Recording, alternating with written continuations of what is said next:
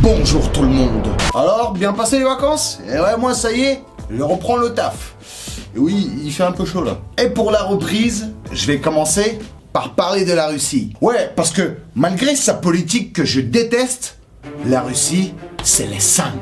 Ouais, c'est les sanctions surtout. Ah ouais, c'est l'apogée des sanctions d'assaut. Mais j'ai surtout envie de vous raconter comment ils les esquivent. Et comme je l'avais prédit dans ma vidéo sur la guerre en Ukraine, eh ben ils arrivent à profiter des sanctions. Enfin, surtout les oligarques pro-Poutine.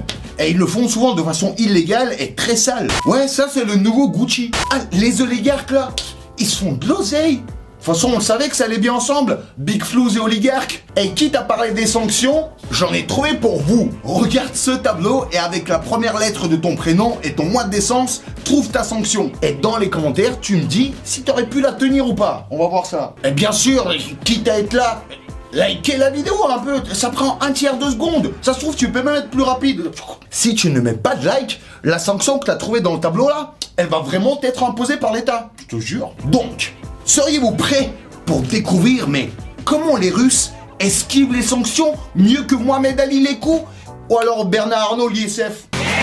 Alors, c'est parti.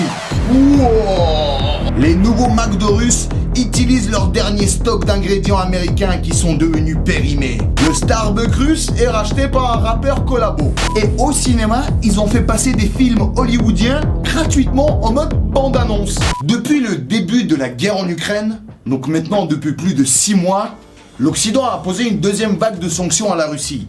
Mais bizarrement, on dirait que ça les dérange pas trop. Pourtant, plus de 1000 sociétés ont annoncé qu'elles allaient partir. Bon, finalement, il n'y en a que 400 qui sont partis réellement. Ah oui, il y a partir à l'anglaise, c'est-à-dire partir sans dire au revoir, et il y a partir à la roi Merlin, c'est-à-dire dire au revoir mais sans jamais partir. Mais ça représente quand même plus de 200 000 postes de travail disparus. C'est beaucoup. Mais pourtant, on dirait que certains Russes ne voient pas de réels changements dans leur quotidien. Donc, du coup, ils ont décidé de s'en foutre et dire qu'ils ont gagné. Surtout avec la propagande à la télé qui n'arrête pas de dire que, genre, les Occidents sont nuls et qu'ils ont échoué. Слава Богу. Наконец-то закрывается Макдональдс. Чтобы дети наши были здоровы. Et une autre raison pourquoi les gens s'en foutent, ou trouvent même ça bien les sanctions, c'est parce qu'en fait, la plupart des sociétés qui ont menacé de partir, c'est pas des business angels, non. C'est souvent des grosses multinationales, multi-blindées et surtout multi-diaboliques. Ah ouais, même dans d'autres pays, beaucoup de gens veulent cancel ces sociétés même quand elles veulent rester. Un peu comme Domino's Pizza. Quand ils ont quitté le marché italien, au contraire, ça a été pris comme une victoire des Italiens. Certains Russes considèrent ça comme leur victoire. Sauf que si tout le monde pensait que ça allait être remplacé par des marques de qualité, c'est raté. Ils arrivent à peine à maintenir le niveau de leurs prédécesseurs. Alors commençons par parler de la première victoire. McDonald's russe. Vkusna и точка. Une des marques qui a fait le plus parler d'elle en quittant la Russie, bien sûr, c'est le McDo. C'est con, on dirait qu'ils sont pas débarrassés du bon clown. Mais c'est ouf en même temps. C'est interdiction de McDo. Toi, franchement, t'aurais pu survivre si en France ils interdisaient le McDo. D'ailleurs, c'est quoi ton fast-food préféré? Tu me le dis dans les commentaires. Même si c'est un truc local de chez toi, tu mets c'est quoi et tu mets la ville. Ouais, je profite de la vidéo pour bouffer McDo. En mars, tous les McDo en Russie ont fermé. Et à peine quelques mois après, à la place, ils ont ouvert un restaurant complètement différent.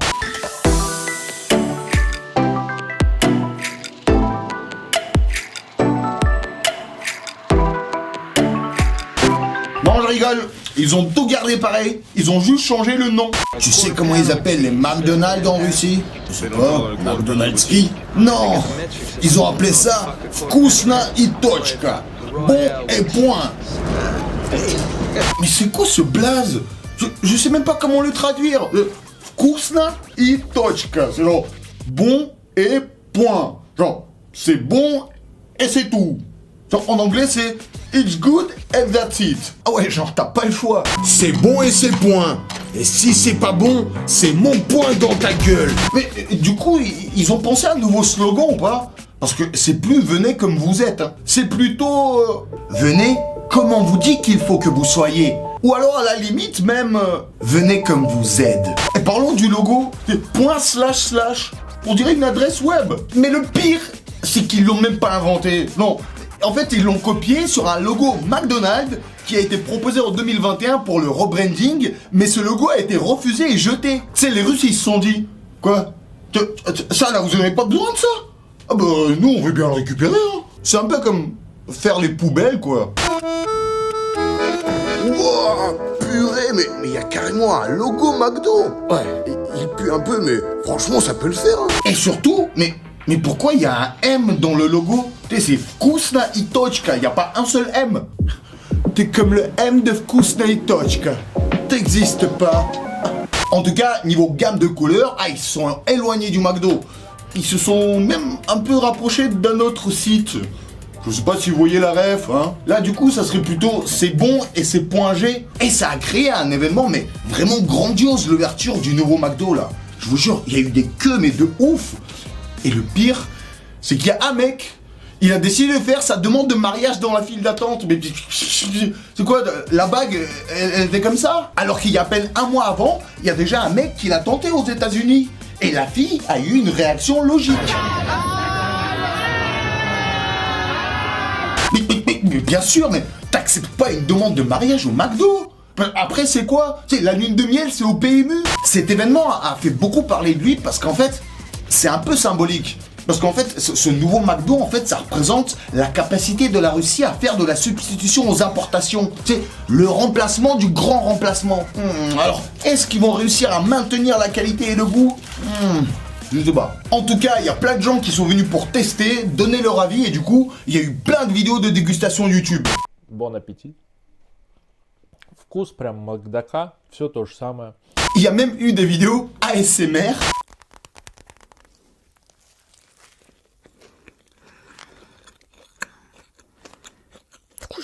Donc apparemment, c'est à peu près la même chose que le McDo. Mais pour l'instant, ils n'ont pas réussi à remplacer tous les produits. Et ouais, ils n'ont pas réussi à remplacer les sauces. Et donc, pour l'instant, ils vendent ceux qui sont restés dans les stocks. Waouh, mais il y a même des sauces. Ah, comme on dit, saucer, c'est pas tromper, hein. Et du coup, ils mettent des coups de marqueur comme ça pour cacher le logo McDo. Mais c'est ridicule.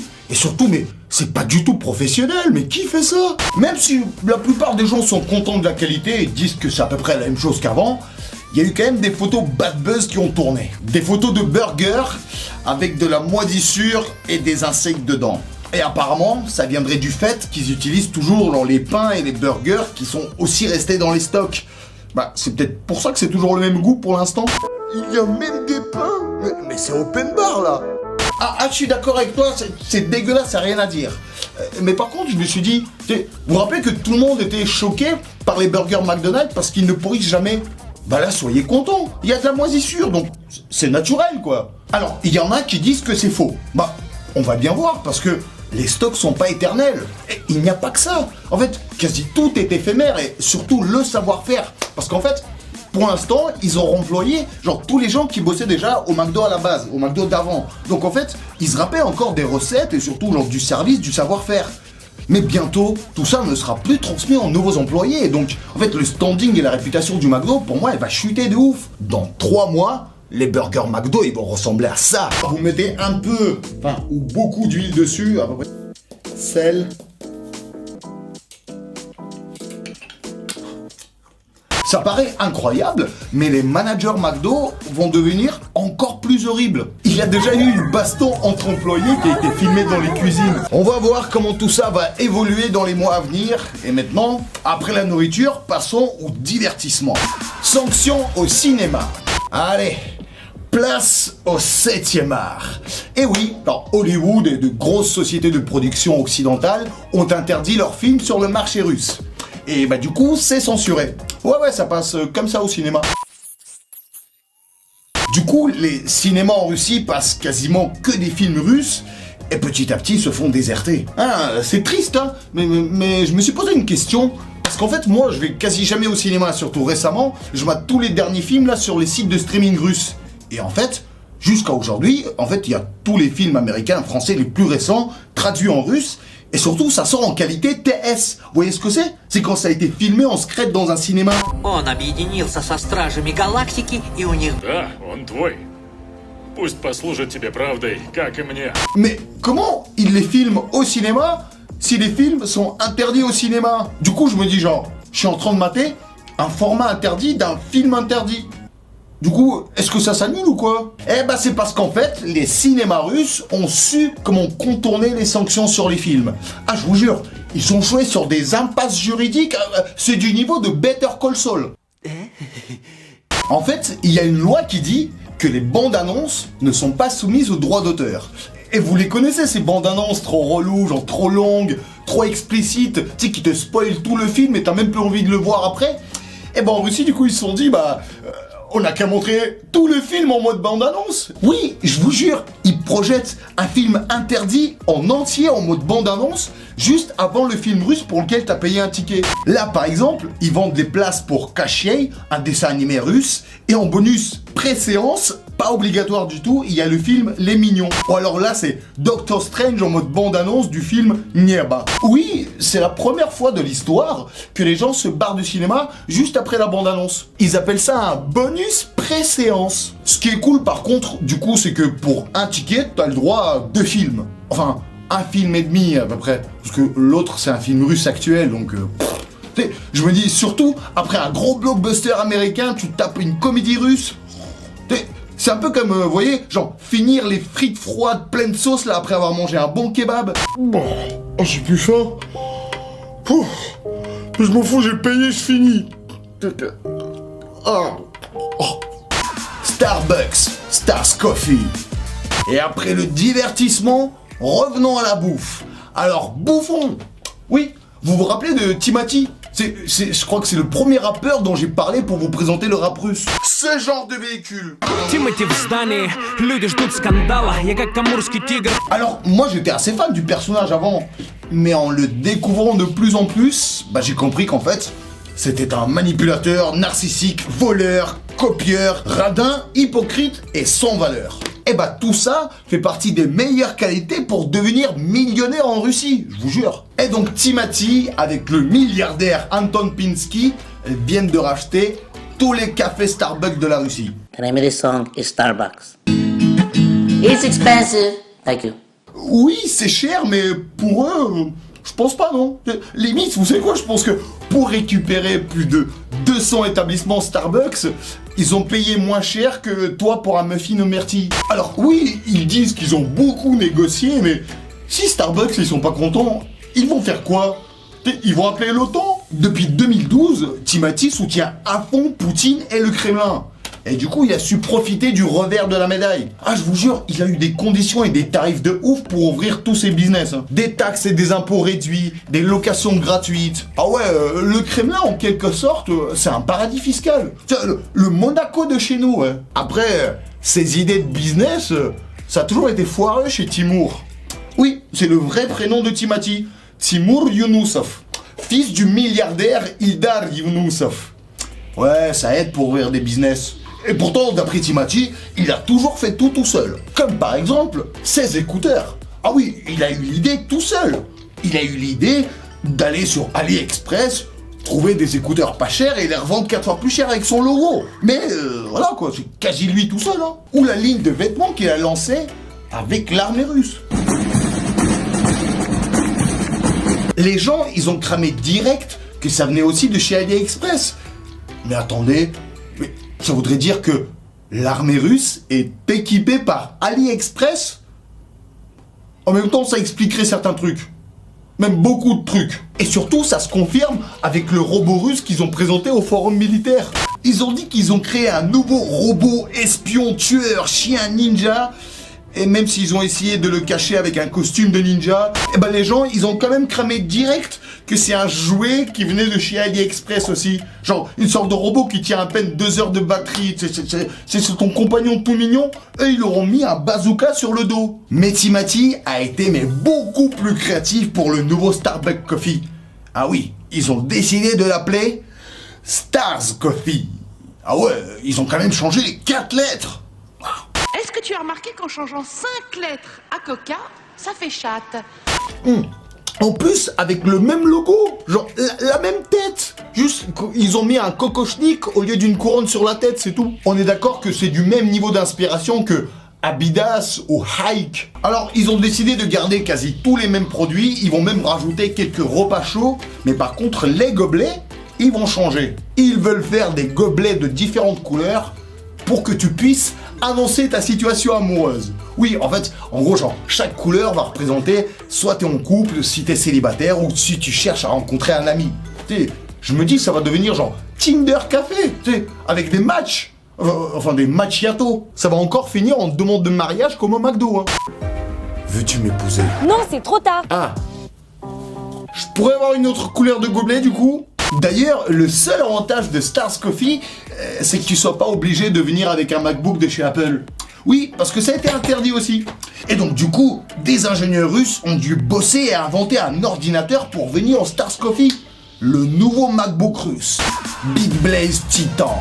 Le MacBook russe. Je vous présente BitBlaze Titan, le premier ordinateur portable 100% russe, avec un processeur 100% russe, avec des composants 100% russes, et efficace à 0%. Mais regardez-moi ça, mais que cosa fai? Et en plus, ils disent qu'il est mieux que le MacBook de chez Apple. Mais c'est parce qu'il lit des disquettes ou quoi? Ouais, parce que si c'est équivalent à 4 MacBooks, bah c'est limite en taille. Ah bah là au moins ils ont pas volé le design. En même temps, je vois pas qui d'autre aurait pu sortir une merde pareille. Non mais c'est là où on se dit que limite c'est mieux quand ils copient en fait. Parce que là, tu sais, on dirait pas l'ordi qu'on donne aux stagiaires. Pourquoi est-ce qu'il s'appelle Titan alors qu'il est en aluminium? Parce que pour leurs clients VIP, ils vont sortir un modèle super sécurisé en titan. Et ça va coûter genre 200 000 roubles, c'est environ genre 3000 balles. Le modèle Pro du coup il sera quoi? En vibranium? Ce qui est paradoxal c'est que ça ne protège pas du tout contre les attaques des virus. Non, en fait ça le protège plutôt de vous. Parce que avec tous les bugs qu'il doit y avoir, je pense qu'il doit résister surtout à ce genre d'attaque. Ikea et les prisonniers. Ikea fait partie des sociétés qui sont parties. Oui, je vous jure, ils ont démonté tous les magasins, genre jusqu'au dernier mur, ils ont tout rangé dans des cartons et ils ont emmené en Suède. Mais comment maintenant ils vont remplacer la qualité des Suédois? Eh ben c'est très simple. Par des prisonniers.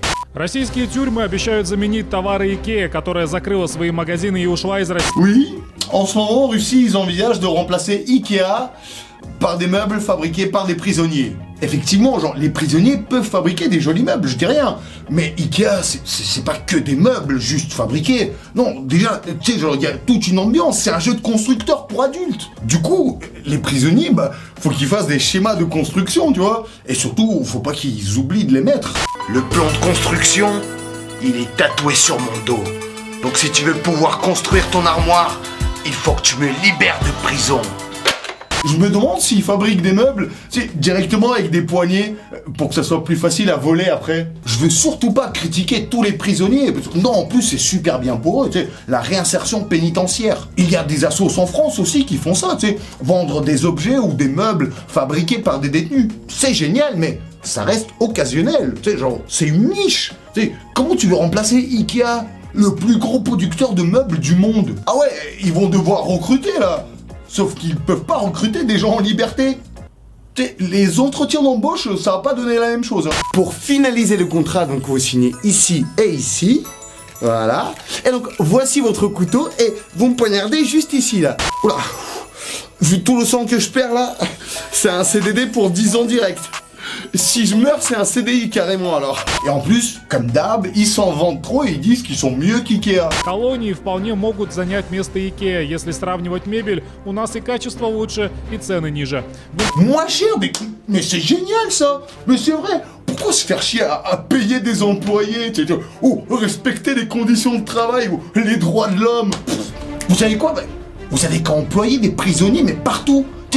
Tu vois, dans les banques, dans les cafés, dans l'astronautique. Et s'il n'y a pas assez d'employés, vous savez quoi? Vous avez qu'à foutre tout le monde en prison. Bah oui, c'est pas les raisons qui manquent. Et comme ça fera un taux de chômage à 0.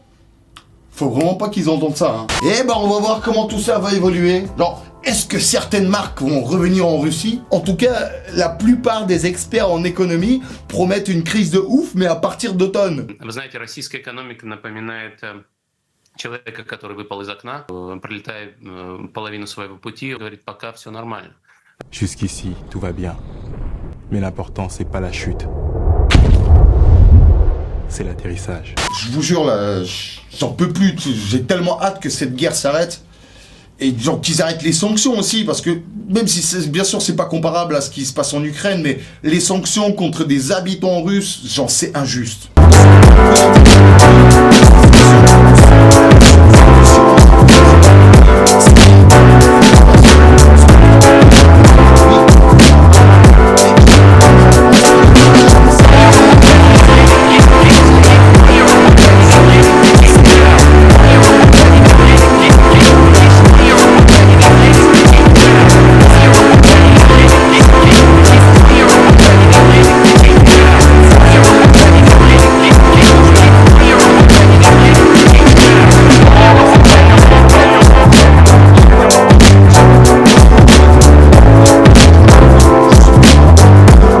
De la vidéo pour vous répondre. Ça compte pour moi. Bon allez, moi en tout cas, je vais me faire un petit McDo avec un Starbucks, tiens, en m'attendant un petit film Marvel, tiens, sur mon MacBook, sur mon canapé Ikea. Je vous fais des méga bisous, mes Yagadjis. Bien sûr à tous, sauf un. On se voit vendredi prochain pour une nouvelle vidéo qui va arriver, mais très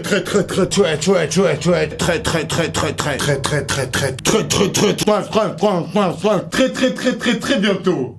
Coucou!